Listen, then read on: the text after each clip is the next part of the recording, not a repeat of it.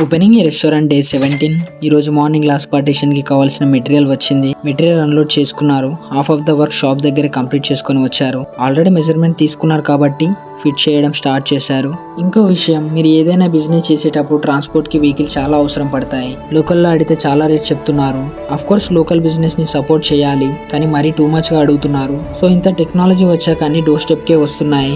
అలాగే వెహికల్స్ కూడా ట్రాన్స్పోర్ట్ కి పోర్టర్ అండ్ ర్యాపిడో చాలా బాగా యూజ్ అవుతున్నాయి. నాకు కూడా చాలా యూజ్ అయింది. యాప్స్ యూజ్ చేయడానికి ఇంకో రీజన్ కూడా ఉంది.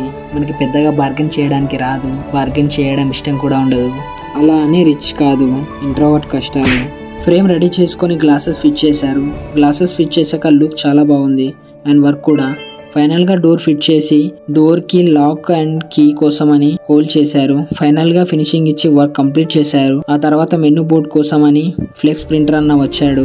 నాకు కావాల్సిన మెజర్మెంట్ చెప్పాను, అలాగే మెజర్మెంట్ తీసుకు